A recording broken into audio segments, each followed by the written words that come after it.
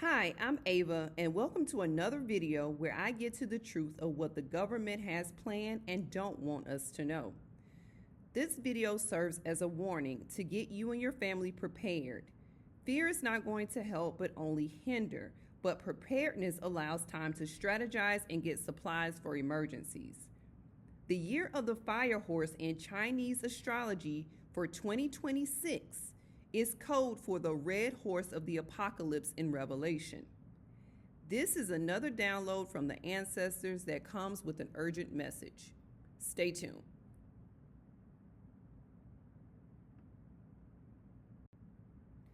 The year of the fire horse in Chinese astrology is the Chinese zodiac, starting with the Lunar New Year on February 17th, 2026 until February 5th, 2027. It symbolizes a time of intense energy, rapid change, bold action, and transformation, occurring every 60 years. 60 years ago was 1966, and at this time, the war in Vietnam was occurring.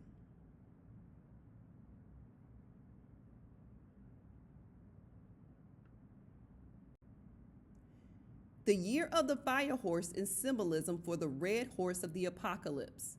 Revelation 6:3-4 states, "When the Lamb opened the second seal, I heard the second living creature say, 'Come.' Then another horse came out, a fiery red one.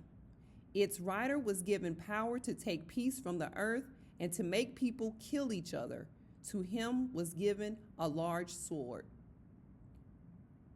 Revelation 6 describes the opening of the second seal, revealing the second horseman on a fiery red horse, symbolizing widespread war and bloodshed, a stark contrast to the conquering white horse.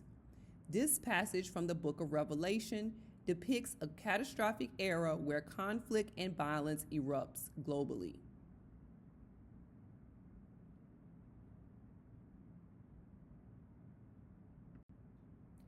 Widespread conflict and societal breakdowns. Think of the scenes in the movie Jumanji, the 1995 film, where people and wild animals running wild in the streets, leading to mass disaster and chaos. However, your government will create conditions that these wild animals unleashed are creatures from Hades, those experimental monsters they have created in labs who live underneath the earth. What they don't want us to know. People have choices and the free will to not engage in the chaos, fighting amongst others to take each other out while the government sits back and do nothing, and then swoop in to reinstitute order, to step in to look like the good guys.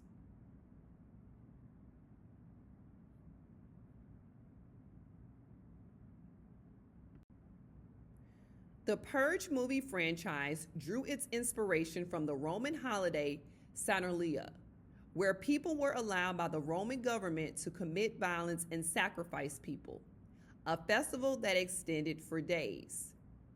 This was allowed by the same Anunnaki Elohim who are in power today, the extremely high powers in judicial office, hidden from public perception. This was them. However, for those who choose to participate in activities like this, karma is twofold these days. We are living in the new age of Aquarius, where negativity is yielding negative outcomes, karmic justice. And all of this is spiritual.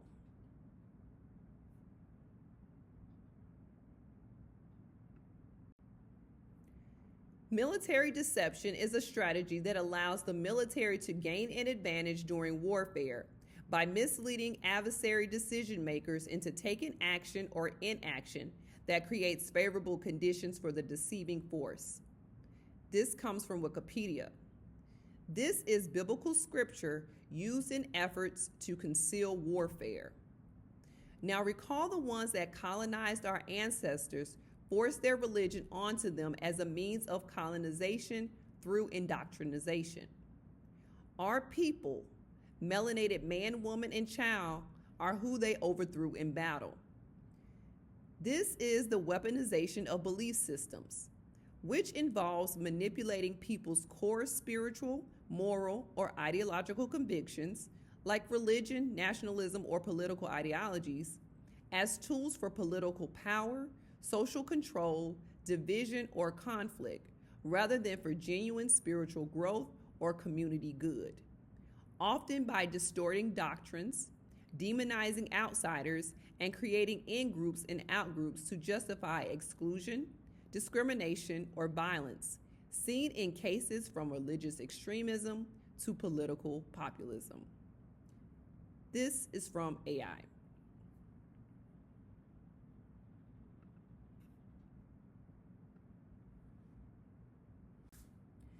The Battle of Armageddon in the New Testament is the last battle between good and evil.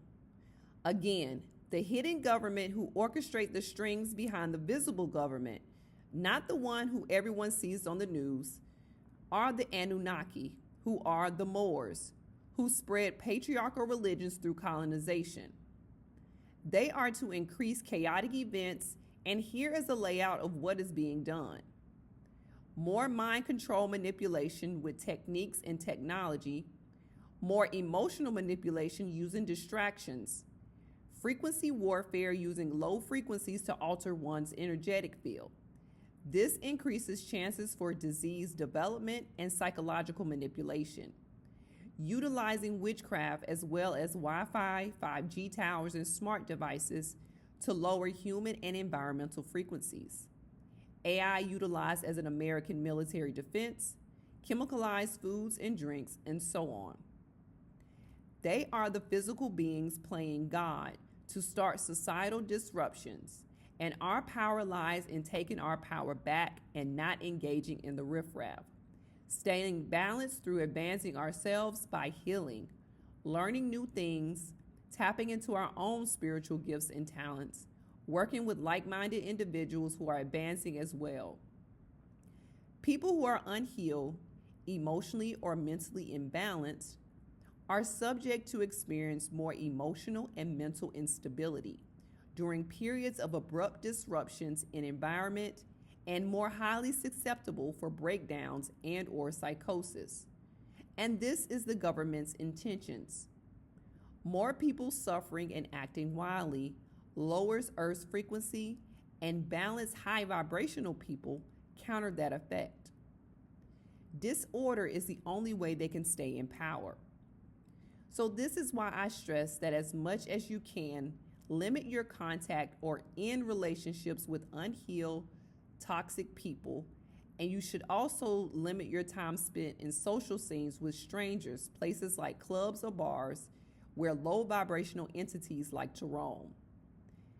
If you are doing the healing work, and if you are feeling led to, I encourage you to share your experiences with others. Healers and teachers, children of the light, it's our time to step up as the new leaders on earth.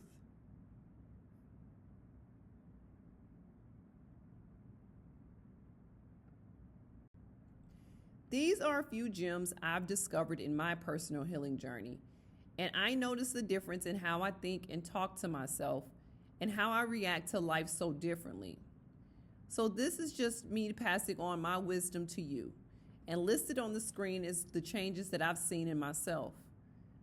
I'll say the biggest thing I've learned in my journey is that it is a journey, and sometimes I do lose sight of that. That shifts do take time, patience is truly a virtue, and to surrender to the not knowing. My self-development and self-love grows day to day, a commitment I'm inspired to make every day I wake up.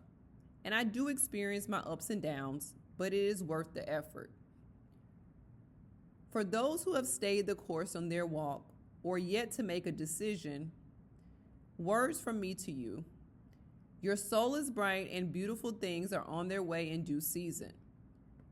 This journey looks different for everyone. Different healing modalities include breathwork, yoga, journaling, therapy, meditation, Reiki, nature walks, are just some things that has worked for me. I thank you for watching my video, and I encourage you to take the time to discover inner harmony and regain your power back from those who don't honor you or the great things that the world has for you. Until next time, peace, love, and oneness.